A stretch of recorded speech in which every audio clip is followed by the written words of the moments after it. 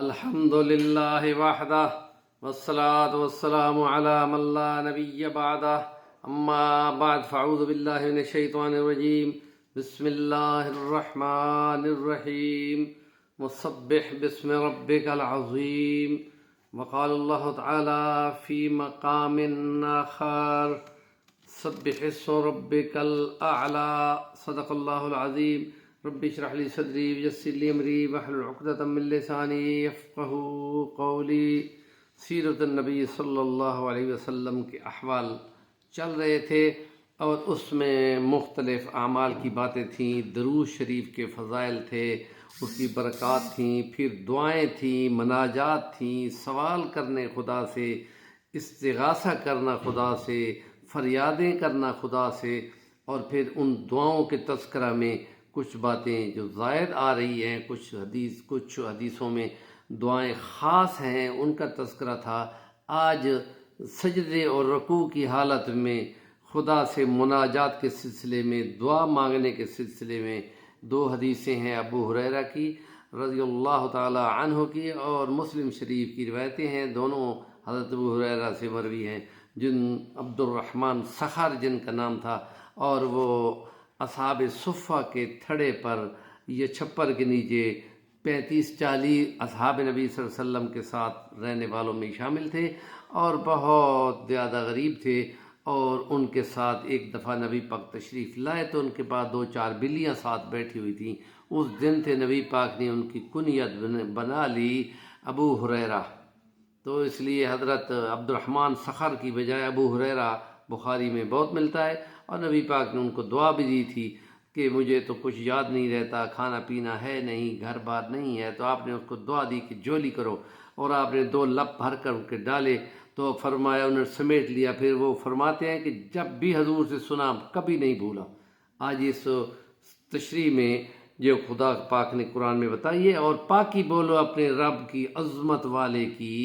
تو حضور نے فرمایا اس کو رکوعوں میں پڑھا کرو، سبحان ربی العظیم 1 دفعہ فرض ہے اور 3 دفعہ سنت ہے، 5 دفعہ یا 7 دفعہ، اور سبح اسم ربک الاعلی جو صورت اعلیٰ میں ہے، اور اس میں حضور فرمایا اس کو سجدے میں پڑھا کرو، اور سجدے کی حالت میں ابو ہریرہ ہی کی روایت ہے کہ حضرت ابو ہریرہ فرماتے ہیں نبی پاک صلی اللہ علیہ وسلم نے فرمایا کہ بندہ سجدے کی حالت میں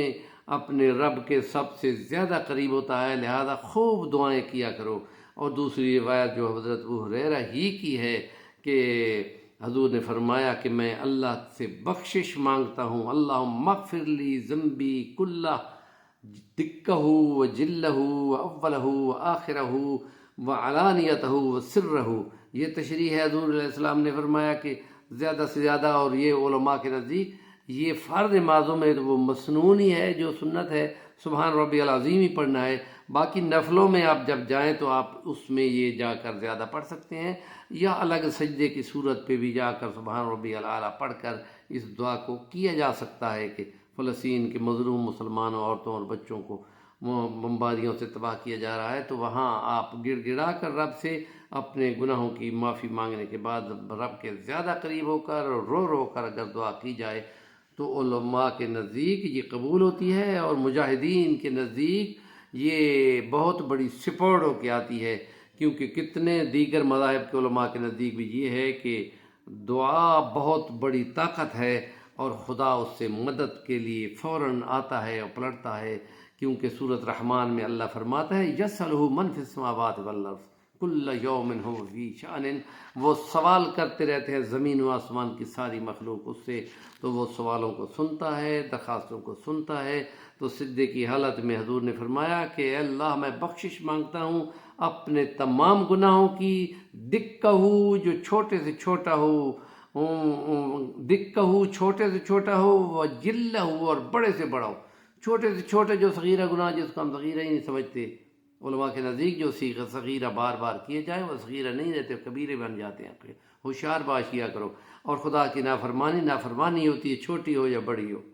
تو اس لیے اس سے بہت زیادہ فکر ہونی چاہیے۔ خاص طور پہ ہم مسلمان نوجوان جتنے آج کل پھر رہے ہیں یونیورسٹی کالجوں میں، وہ نظر بازی کے شکار ہوتے ہیں، اور حدیث ہی میں ہے کہ شیطان کے تیروں میں سے ایک تیر ہے، وہ جب لگتا ہے تو پھر وہ بندے کے دل کو خراب کر دیتا ہے۔ اس لیے جس مرد کو لگے وہ فوراً اپنی بیوی کے پاس آئے، اور چاہے وہ آٹا ہی گوندھ رہی ہو تو وہ فوراً اس کو اتباع کرے، کیونکہ جو چیز اس کی نظر میں لگی تھی وہ اس سے صاف ہو جائے گی۔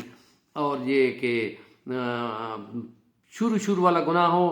اس کی بھی اللہ بخشش کرے، اور آخر والا ہو یعنی تمام مراد ہیں، اور سر رہو چھپا ہوا ہو، کسی نے نہ دیکھا ہو لیکن خدا کو تو پتہ ہے، اس لیے وہ سر رہو تو تمہارے لیے تو ہے، اللہ کے لیے سر رہو نہیں ہے۔ جو چھپا کے کیا گیا ہو بندوں کی نگاہوں سے اس کی بھی بخشش مانگنی چاہیے۔ وعلانیتہ،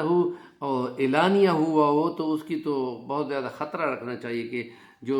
گناہ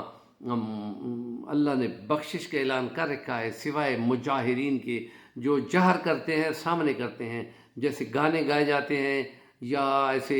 سامنے دیکھا جاتا ہے، نظر بازی کی جاتی ہے، اور یا گناہوں کو خود بیان کیا جاتا ہے اور سننے والوں کے کانوں کو ان کو گواہ بنا دیا جاتا ہے، تو خدا کہہ چکا ہے کہ جو گواہ ایسے بنا کے لائے گا تو پھر اس کی بخشش مشکل ہو جائے گی، نہیں ہوگی۔ تو اس لیے جو چھپا ہوا ہو اس سے بھی زیادہ معافی مانگنی چاہیے، اور جو ظاہری ہو اس سے بھی اللہ سے معافی مانگنی چاہیے، اور خوب گڑ گڑا کر کے بندہ خدا کے قریب ہوتا ہے۔ تو اس لیے اس حدیث میں حضرت ابو ہریرہ کی مسلم شریف کی روایتیں ہیں، اور جو اللہ کے بندہ بہت زیادہ قریب ہوتا ہے، مسلم شریف کے 1083 نمبر وہ حدیث ہے، اور اس لیے نیکی کی بات کا ابلاغ ضرور کریں، تاجر بن جائیں وہ ابلاغ تبلیغ کے، اور آگے جتنا بیان کریں گے اور جو سنیں گے، جو گڑ گڑا کے معافی مانگیں، آپ میں کبھی پورا اس میں ثواب ہوگا۔ وآخر دعوانا الحمدللہ رب العالمین۔ ہمارے چینل کو سبسکرائب کر لیں، اس کا نام ہے صفی الرحمن الوانی۔